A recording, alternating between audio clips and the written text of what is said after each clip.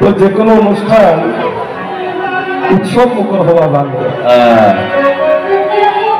এটা বর্ণনাথের একটা দেশার মধ্যে আছে যে যে কোনো অনুষ্ঠান অর্থাৎ আনুষ্ঠানিকতা যেন থাকে, কেননা আনুষ্ঠানিকতা দিয়ে পরিচিত হয় এই জায়গায় একটা সমাধান হচ্ছে। যদি উৎসব মুখর যদি না হয়, আনন্দময় না হয়, কেননা ভগবান বুদ্ধ বলেছেন যেই কর্ম করিলে চিত্তের প্রসন্ন হয়, অর্থাৎ যেটা করলে আমাদের মনে আনন্দ আসে সেটা পূর্ণ, যেটাই করলে আমাদের মনে দুঃখ আসে তাই পাপ সেটা হলো পাপ। আজকের এই উৎসব মুখর আনন্দময় অনুষ্ঠানে বিদায়ের গল্পটা ধীরে ধীরে আমাদের বেঁচে যায়। তো আমি একটা সানুবাসী শ্রমণের কথা বলতে চেয়েছিলাম, অর্থাৎ কৃপণ। একটা বিহারে একটা শ্রমণ থাকতো, ওই শ্রমণটার নাম হলো সানুবাসী শ্রমণ। এই সানুবাসী শ্রমণ যখন সন্ধ্যা হয়, দেখা যেত বিহারের দক্ষিণ পাশে একটা শুকুরের মুখ সামনে, অর্থাৎ মুখটা সরু ছোট সূচের মতো, পেটটা কিন্তু বড় দুলের মতো। এই প্রেতটা প্রতিদিন শ্রাবণে দেখত এবং সে কোনো খাবার খেতে গেলে খেতে পারত না। কিছু মনে করবেন না, অনেক মানুষের সামনে অনেক খাবার থাকে কিন্তু খেতে পারে না। এটা একটা পারমের ফল আছে, কিন্তু আমি কি আগে জানতাম না? যখন আপনি ধীরে ধীরে ডুব দিতে শিখবেন, দেখবেন কোন স্তরে কি কি মাছ আছে সেগুলো আপনি ধরা। সানুবাসী যেই জিনিসটা দেখতো এটা ছিল প্রেত, এটা প্রেতপুত্রের কথা। মুখটা সুসের মতো, পেটটা হলো তার, যার যত বড় পেট তার কত বড় খাবার না, এটা তো পূর্ণ হতে হবে। তুই সুস্থি আহার করলে কতটুকু খাবার খেতে যায়। এই সানুবাসী শ্রমণ ভয়ে আকাঙ্ক্ষিত হয়ে একদিন মনে মনে ভাবে, আমি আগামীকালে চেতপদে বিহারে যাব, বুদ্ধের চরণে গিয়ে জিজ্ঞেস করব, প্রভুরে আমার বিহারের দক্ষিণে পাশে একটা প্রেত দেখা যায়, এই প্রেতর মুখখানা সূচের মতো, পেটখানা ডোলের মতো, কোন কর্মের ফলে এই হেন কর্ম ঘটে, আর অধিক খাবার কেন গ্রহণ করে না? ভগবান বল ভবে ভবে দয়া করে। পরের দিন যখন সকালবেলায় ভগবানের কাছে গিয়ে সানুবাসী শ্রমণ যখন জিজ্ঞেস করবে, তখন ভগবান বুদ্ধ হাসে, কারণ ভগবান বুদ্ধ কারণে কখনো কথা বলে। তখন সানুবাসী শ্রমণ বলছে যে, প্রভু আমি প্রতিদিন সকাল এবং সন্ধ্যা হলে আমার বিহারের দক্ষিণ পাশে একটা প্রেত দেখা যায়, প্রেতটার মুখ সূচের মতো, পেটটা ডোলের মতো, আচ্ছা ভগবান, এই মানুষটা কে আর কেন আমাকে দেখাবে, এটা তিনিই দেখি। তখন ভগবান বলে, রে যে প্রেতটা নিত্য তোমার দর্শন হয়, এটা আর কেউ নয়, এটা তোমার পূর্বে জন্মের বাবা ছিল। এটা তোমার কে? পূর্বজন্মের বাবা। বাবা। আমরা মনে করি আমার মা বাবা বললে মনে স্বর্গে যাবে। স্বর্গটা কোনো না এত সহজ নয়, আবার নরকটা এত সহজ নয়। ঠিক আছে। তখন বলছে এটা হচ্ছে তোমার বাবা। বলে আমার বাবা মরার পরে কেন প্রেত হলেন? বলে আমার বাবা তো ভালো মানুষ ছিলেন, কারো ক্ষতি করে নাই, সে মরার পরে কেন প্রেত হলো? এটা সুন্দর কথা। ভগবান বলে, ওহে শ্রবণ রে, শুনো দিয়া মন, কোন কর্মের ফলে তোমার বাবা প্রেত হলো? বলি বই আমি কিছুটা বললাম। এই যে প্রেত কি কারণে হয়? বলে তোমার বাবা পূর্ব জন্মে এমন মানুষ ছিল, তাই এত কৃপণ ছিল, যে কৃপণতার কারণে প্রেত হয়ে জন্ম নিল বিশ্ব। মা কি হলেন? প্রেত। বলে কেন প্রেত হবে? বলে তোমার বাবা এত বড় কৃপণ ছিল, জীবনে একটা ভিক্ষুকে, একটা শ্রাবণকে ধান খাওয়াই না। তাদের মানুষ নাই, অনেক মানুষ আছে জীবনে ভিক্ষু শ্রবণের খবর নেই, নাই জীবনে ভিক্ষু শ্রবণকে একবেলা ভাত নাই, মানুষকে দুটো নিমন্ত্রণ খাওয়াই নাই। অর্থাৎ মানুষের দায়িত্ব যে খাবাইনি কেন, আমি কেমন তো হবে যাবি আমার টিএমপি হবে না, কিন্তু বাড়ে আমার থাকে তো দান হইলি, দানেতে মানুষের দল বৃদ্ধি পাবে। হয়তো তোমার বাবা এত কৃপণ ছিল, জীবনে বেশ একটা সঙ্গদানও করে নাই, একটা ভিক্ষুকে ভালো খাওয়াই নাই, একজন মানুষকে ভালো খাওয়াই নাই, আরো নিজের সন্তানকে দল সম্পদগুলি করে রাখার জন্য বুদ্ধি দিত। বহুত নহনি হিসাব করে ইন্ডিয়া কটিয়া হস্তা দেব হুতিয়ে মাতি ফেলা নগরিস অথবা বেদিতে কটিয়া দেব হাতি হলো মাতি ফেলা মোবাইল এরকম আছে না? তো সেই কারণে তোমার বাবা এত কৃপণ ছিল, যার কারণে তার মুখটা সুচের মুখ। ইয়ে না হার কি, অর্থাৎ তোমার বাবার সামনে অধিক আহার থাকবে, তোমার বাবার সামনে অধিক আহার থাকবে থাকবে কিন্তু খেতে পারবে না, কিন্তু খেতে পারবে না। অর্থাৎ পূর্ব জন্মে নিজের নিজে কষ্ট দিয়েছে, এই জন্ম তাহার কারণ হলো কিছু খেতে পারে না, খিদে থাকে। তখন শ্রাবণী জিজ্ঞেস করে ভগবান, এই প্রেত থেকে সে কেমন করে মুক্ত হবে? তখন ভগবান বলছে, শ্রাবণ তোমার বাবার জন্য হলে তুমি সঙ্গদান করো, পুণ্যদান করো, আর তুমি যদি পুণ্যদান করো, সঙ্গদান করো, প্রেত জীবন থেকে তোমার বাবা মুক্ত হবে। এই কারণে আমার আরামদায়ক সঙ্গদান, অষ্টপরিষ্কার দান এই করণ করে। অনেকে মনে করো যে ইন্ডিয়ান মা বাপ মারা গেলে করতে পারলাম না, সঙ্গদানের ফল প্রেমময়। ভগবান বুদ্ধ হচ্ছে সঙ্গদান যে কোনো মুহূর্তে কালাকাল ন লাগে, দিনক্ষণ ন লাগে, প্রতিদিন করতে পারে, প্রত্যেক সময় করতে পারে, যে কোনো সময় সঙ্গদান করতে পারে। অর্থাৎ মূলত ভগবান বুদ্ধ বলছেন, আপনি যদি দানপারামি যদি আপনার না থাকে, যাইবার গাড়ি ভাড়া যদি না থাকে, আমরা গাড়ি তুলিবেন দাঁড়িয়ে বলছে একখান গাড়ি ভাড়া, দাঁড়িয়ে একখান গাড়ি ভাড়া। অর্থ যত অর্থ চাইব এত তাড়াতাড়ি যেতে দিবেন যাদের একটা বিমান বেশি অর্থের প্রয়োজন বিমানে গেলে আমরা তাড়াতাড়ি ঠিক তালপাড়ারই যারা ভালো থাকে তারা কিন্তু অবশ্য বিষয়ে ভালো জায়গায় যেতে পারে। এটা আমি এখানে যা কথা বলেছি সব ফ্রুট কিন্তু আমি দাম দিয়ে বলেছি, লাজার কথা এবং এই সমস্ত এগুলি কথা আরো বিভিন্ন কথা, অর্থাৎ দানা ফারামি ছিল। দানা ফারামি না থাকলে কিছু হয় না, হয় না। ঠিক ভগবান বুদ্ধ এই ধরনের আরো একটা কথা আছে যে পঞ্চশীলের মাহাত্ম্য, এটা পঞ্চশীলের মধ্যে আছে।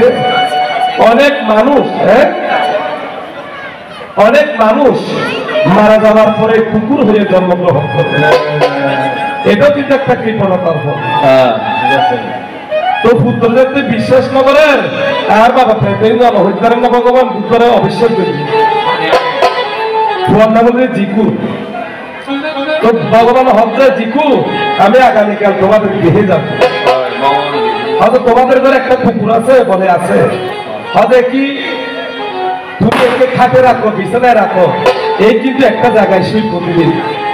হয়তো ভগবান ঠিক আছে, অর্থাৎ এবার হাট এলো এগুলো শুই দিবে জি বুদ্ধ মারি তোলে জি এই জায়গায়। তখন ভগবান পরদিন যখন সকালবেলায় গিয়ে বলে বাবার নাম হলো তদীয় ব্রাহ্মণ, ঠিক আছে। ভগবান বুদ্ধ জন্মের সাথে সাথে ঘেউ ঘেউ করে, তখন ভগবান বুদ্ধ বলে তদীয় ব্রাহ্মণ, কুকুরের হবে কি তদীয় ব্রাহ্মণ, তদীয় ব্রাহ্মণ। এই তদীয় ব্রাহ্মণ তুমি পূর্বে জন্মে কৃপণ ছিলে তাই এখনো তুমি গৌতম শ্রবণকে ঘেউ ঘেউ করো, এই জন্মে তোমার দর্শন হবে সর্বদাই।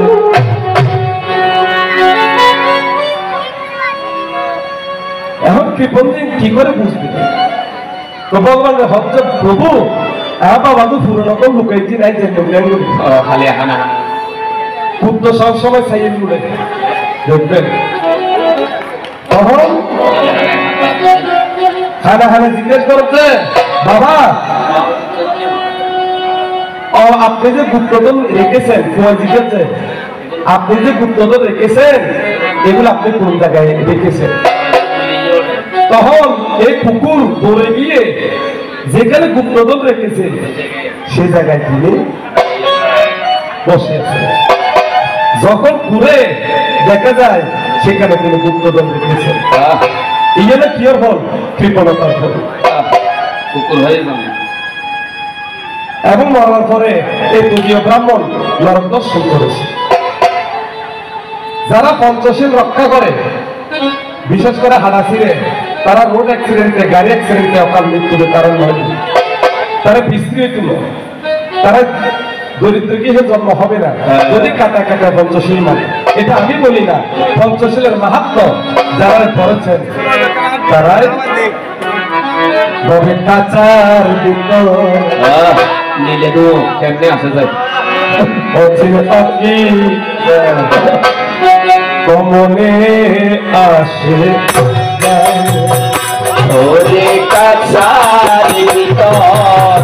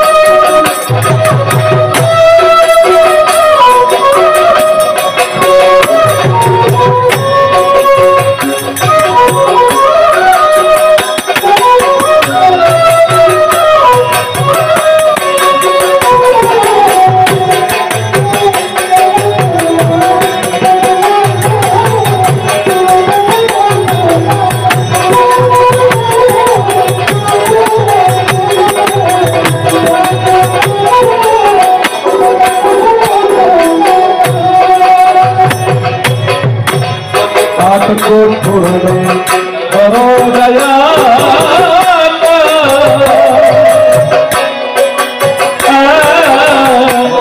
মধ্যে মধ্যে সরকার फरियाद को तोरी भाई করো দয়া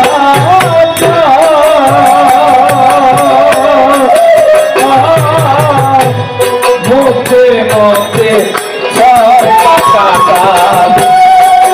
কারু করে সদর কোটার কারু করে সদর কোটার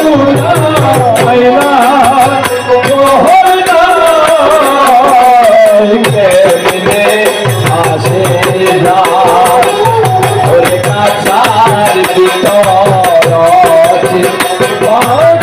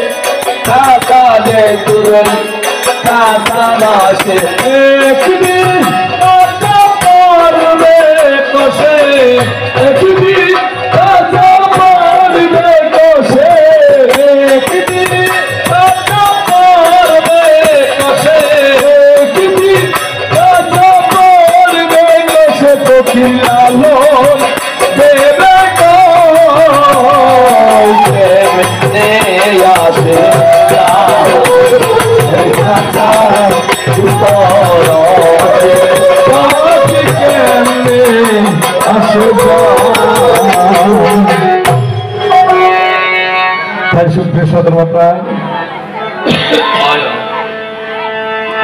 সবাই এবং নদী স্রোত কারোর জন্য অপেক্ষা করে না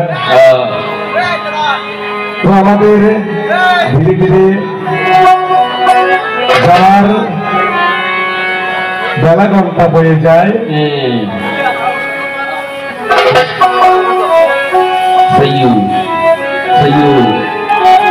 লালাতি বলে যে আজকে এই রত্নাপুর বিহার এত সুন্দর করে সুসজ্জিত সুন্দর করে এত সজ্জিত করেছেন হ্যাঁ আলোকসজ্জা দান অনেকে বুদ্ধের ঘরকে আধার রাখে না অনেকে বাম থেকে সিংহাসন দেয় না অনেক মানুষ এটাকে নিয়ে বাইরে গিয়ে সমালোচনা করে অনেকে হিন্দুর ছেলে না এগুলো করবেন না এগুলো বুদ্ধ দর্শনে আছে অনেকে হাজার প্রদীপ প্রজ্বলন করে অনেকে হাজার প্রদীপ প্রজ্বলন করে যারা হাজার প্রদীপ প্রজ্বলন করে যেমন আলোকসজ্জা করে তারা জন্মে জন্মান্তরে দিব্য দৃষ্টির দূরদৃষ্টির অধিকারী হবে বুদ্ধের সময়কালের দূরদৃষ্টির অধিকারী ছিল কে যার নাম অরুদ্ধবান্ত অরুদ্ধবান্ত হলো ভগবান বুদ্ধের কাকাতো ভাই অরুদ্ধবান্ত যারা সিংহাসন দান করে যে আমি একটা ভান্তিকে বা বুদ্ধকে একটা ভালো সিংহাসন দেব তারা জন্মে জন্মান্তরে কুলিন বংশে জন্মগ্রহণ করে কুলিন বংশ মানে কি আমাদের মধ্যে কতগুলি বংশ আছে না ভালো ভালো বংশ শিক্ষায় দীক্ষায় আত্মিক সমস্ত কিছুই হ্যাঁ সবকিছু তার মধ্যে কতগুলো পরিবার আছে না এগুলো তো বলে কুলিন পরিবার এই সিংহাসন দানে জন্মে জন্মান্তর কুলীন বংশে জন্মগ্রহণ করে। তো আমার যত ছোট্ট জ্ঞানে আমি বুঝেছি এখানে ঈশ্বর কাউকে কিছু দেন না, আবার কারো কাছ থেকে নিয়েও নেন না। যা কিছু পাই আমাদের কর্ম ফলে, যা কিছু হারাই তাও আমাদের কর্মফল। আমার কর্মটা যদি ভালো হয় তা আমার পাওয়াটাও সুন্দর। সুন্দর হবে। হ্যাঁ। হ্যাঁ, এরকম অনেকে বন্ধুত্বের ভিতরে দুষ্টামি করে, বান্দর লাগিয়ে দেয় বন্ধু। হ্যাঁ, অনুরোধের একটা বোন ছিল, এই অনুরোধ বান্তের বোন জন্মগত কতগুলি অ্যালার্জি হবে, আমরা বর্তমানে এটাকে অ্যালার্জি বলি, তৎকালীন সুলকানি চুলকানি, একজিমা বলতে। এত ডাক্তার বৈদ্য দেখাই ভালো হয় না, তিনি কিন্তু রাজা মেয়ে। তো অনন্ত বলতে ভগবানকে জিজ্ঞেস করলেন, প্রভু আপনার ছোট ভগিনী অর্থাৎ আমার বোন এই একজিমা হয়েছে, এত ডাক্তার বৈদ্য দেখে ভালো হয় না, এটার কারণ কি? তখন ভগবান করুণা সমবর্তী জ্ঞানীতে দেখে পূর্বের জন্মে বলছে, হে অনুরুদ্ধ, তোমার ভগিনী পূর্ব জন্মে খেলার সাথীকে বান্দরের শলাকা দিয়েছিল, বান্দর শলাকা দিয়ে চুলকানোর জন্য। ওই কর্মের ফলে তোমার বোনের অ্যালার্জি হয়েছে, যার কারণে এটা যতই ডাক্তার বৈদ্য দেখাও ভালো হবে না। ভালো হবে না। হবে না। হ্যাঁ, তখন ভান্তে অনুরুদ্ধ ভান্তে যখন প্রার্থনা করিলেন, 7 দিন সূত্রপাত করে জল দিয়ে উনি ভালো হয়েছিলেন। দেখবেন এগুলি পড়লে দেখবেন আপনি যা দুঃখ ভোগ করছেন এটা আপনার উৎপন্ন, আপনি যা কষ্ট পাচ্ছেন এটা আপনার উৎপন্ন, আপনি যা সমাজ থেকে ব্যথা পাচ্ছেন এটা আপনার উৎপন্ন। কেউ কাউকে কিছু দেয় না, আপনি তবে সম্মান যেটা পাচ্ছেন এটাও আপনার উৎপন্ন।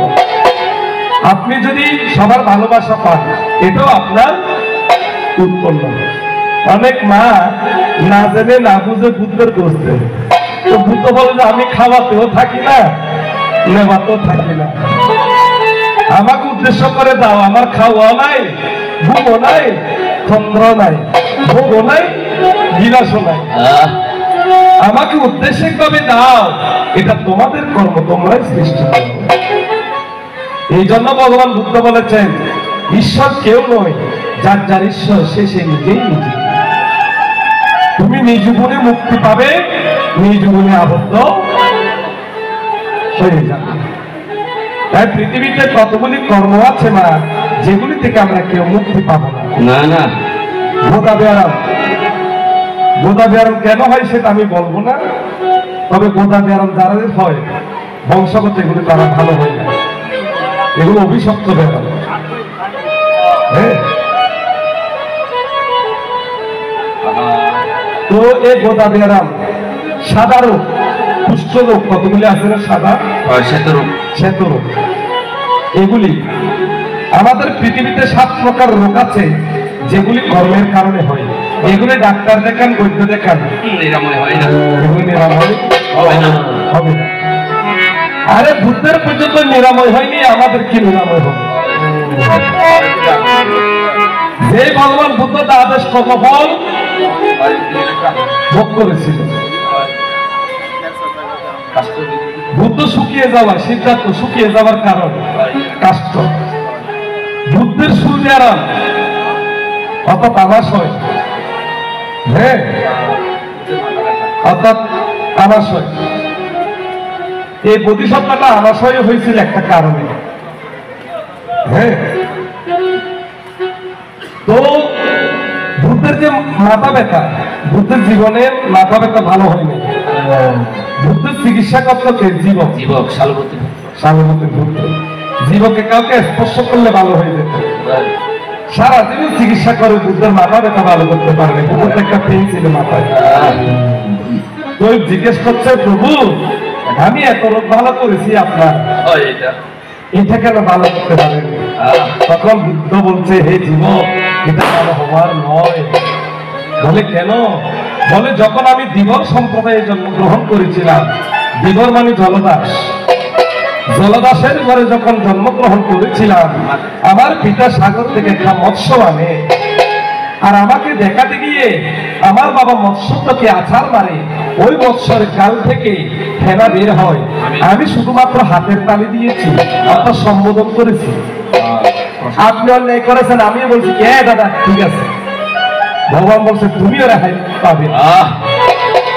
অর্থাৎ বাবা আছাড় মেরেছে, আমি শুধু হাততালি দিয়েছি। এই হাতের তালি দেওয়াতে আমি সম্মতি দিয়েছি বিদায়, যে মাছের ফেনা বের হয়েছিল, যার কারণে আমার মাথা ব্যথা আছে।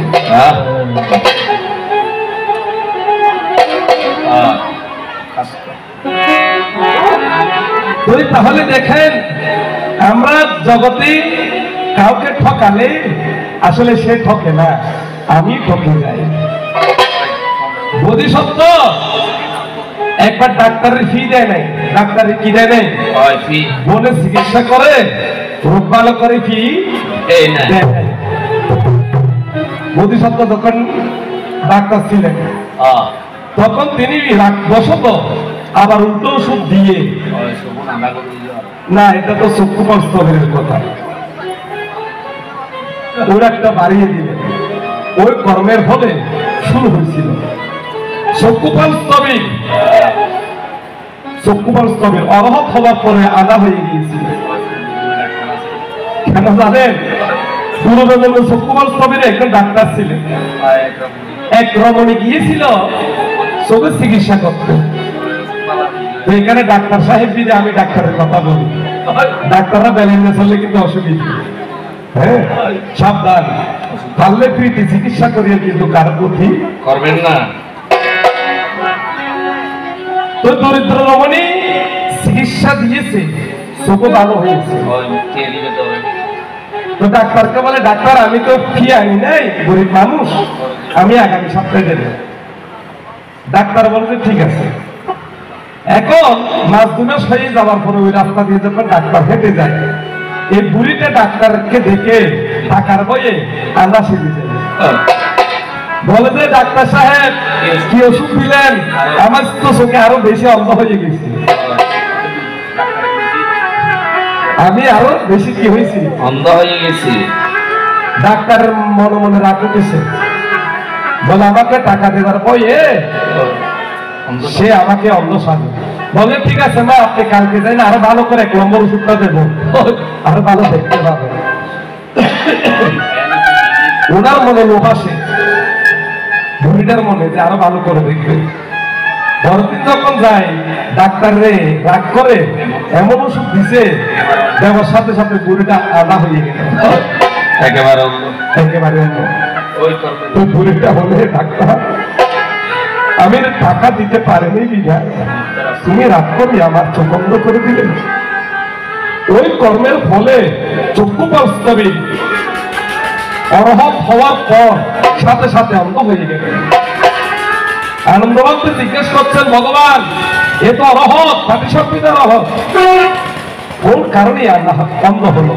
তখন ভগবান পূর্ব বৃত্তান্ত, আপনি অরহত হলে সিদ্ধি লাভ করুন, কর্ম তাকে ছাড়ে না, ছাড়ে না। ভগবান বুদ্ধ বারবার বোঝাচ্ছেন, তুমি যাও হো না কেন, আমার পিছনে পিছনে আমার কর্মফল ঘুরে, হতে পারে ভালো, হতে পারে মন্দ। মন্দ।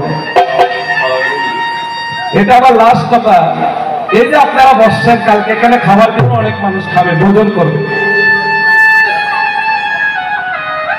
এখন মানুষ মিনারেল ওয়াটার এনে হাতে হাতে দেয়, তৎকালীন সময়ে জলের অভাব ছিল, অনেক দূর থেকে পানি আনতো, একটা বাটি করে বা গ্লাসে করে সবাইকে নিমন্ত্রণে আনে। ভগবান বুদ্ধ বলেছেন, পানি দানের ফল, যারা এভাবে পানি দান করে অনন্তময় তার ফল লাভ করে। এরকম একটা ভিক্ষু ছিল, যার নাম সুন্দর সমুদ্র স্থবির, সুন্দর সমুদ্র স্থবির।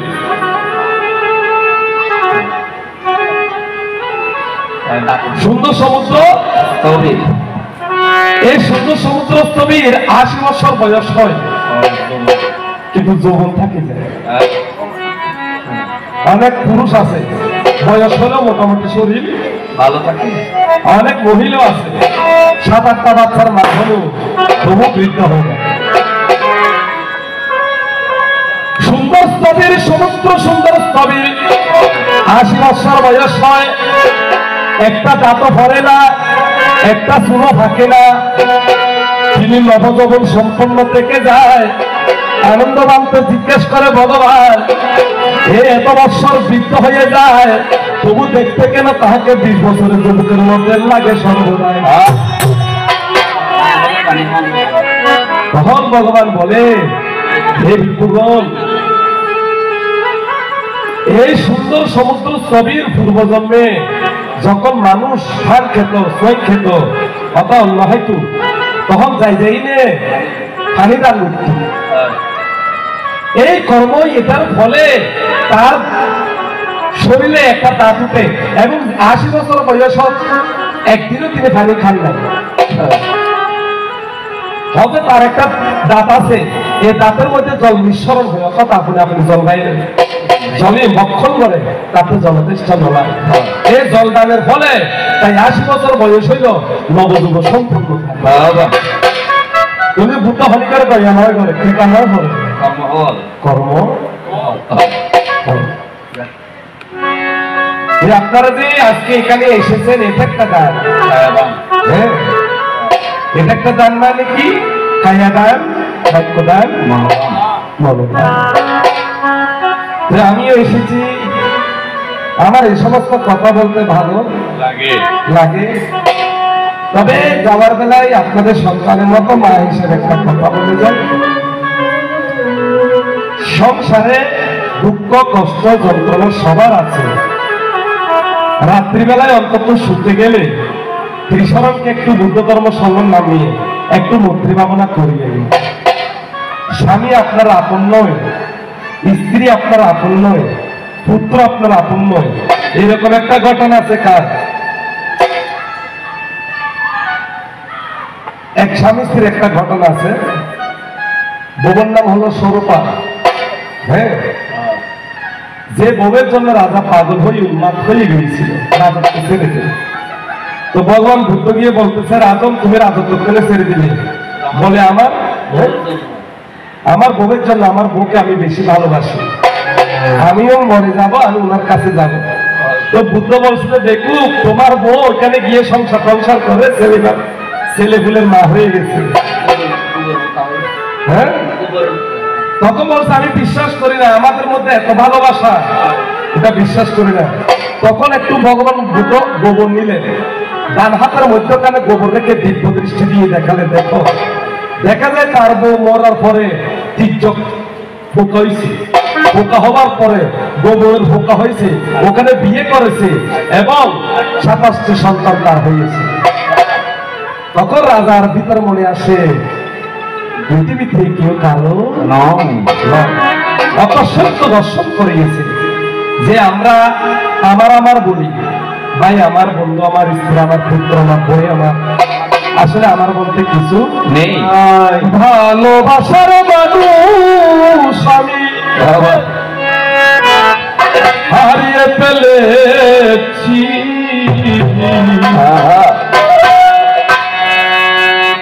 আজ আমি বড় একা হয়েছি,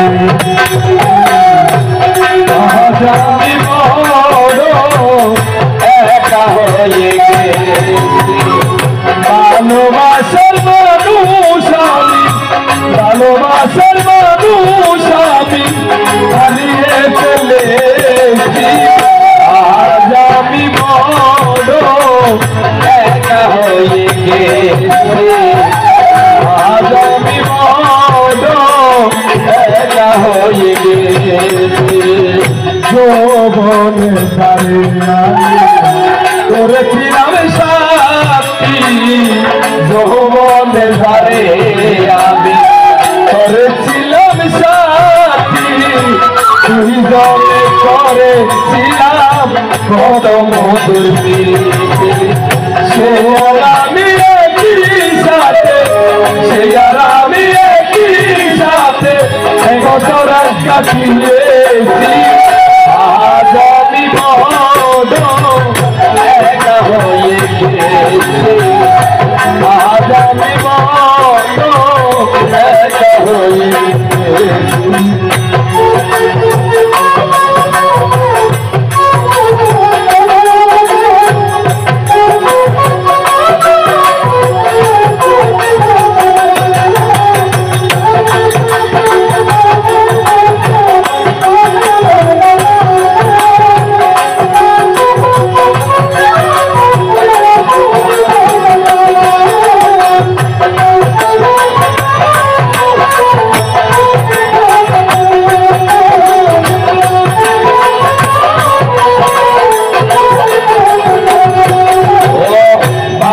জীবনে কাটাবো কি করে, বাকি জীবনে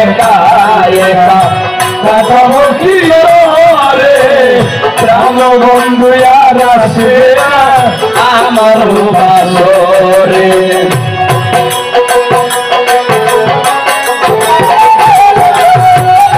ও বাকি জীবনে কাটাবো কি করে, প্রাণ বন্ধু আর আসবে না আমার বাসরে। আমার দেখার কেউ রইল না, আমি কেমন আছি, আজ আমি বড় একা হয়ে গেছি, আজ আমি বড় একা হয়ে গেছি। ভালোবাসার মানুষ আমি ফেলেছি, ভালোবাসার মানুষ হারিয়ে ফেলেছি, আজ আমি বড় একা হয়ে গেছি, আজ আমি বড় একা হয়ে গেছি। অনেকক্ষণ হয়ে গেল, আপনারা সবাই ভালো থাকবেন।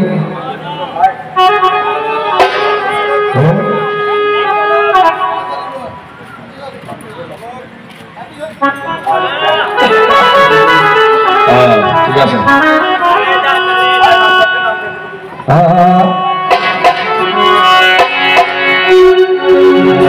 নীল রে কোথায় ছিল রে, মধুমাকা ভূতের মা,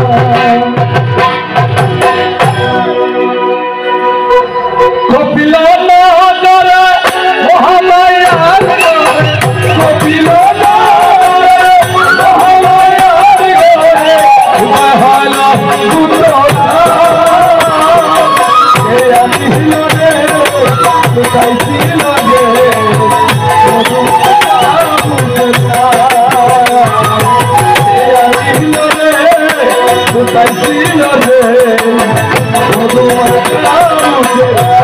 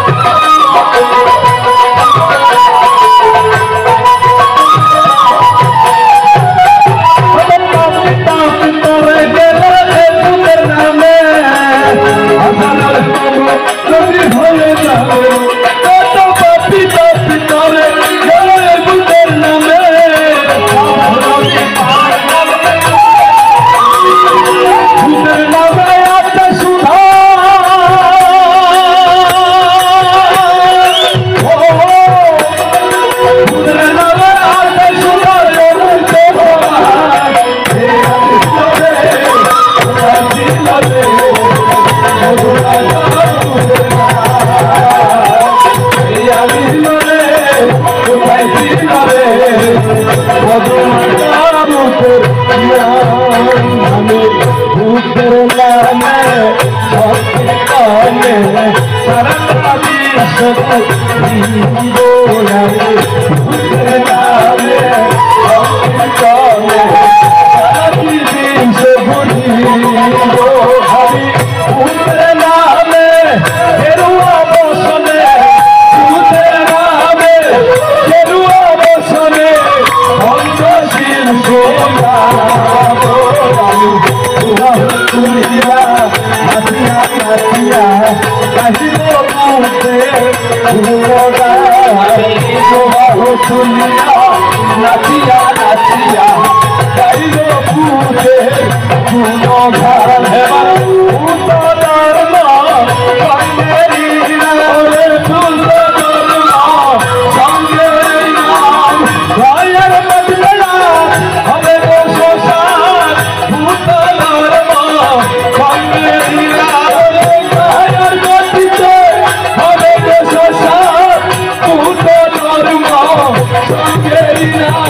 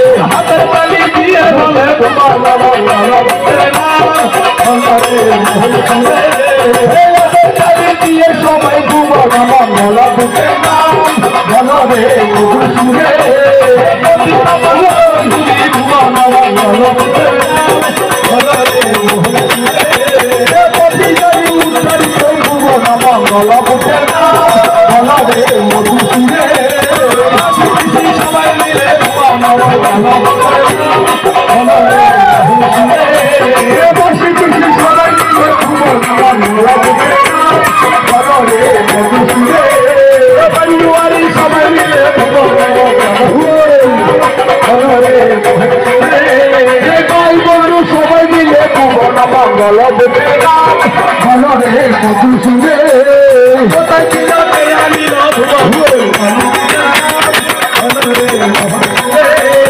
কোথায় ছিল কেয়ানি ভুবন বলবতী নাম বলো রে মধুসূদে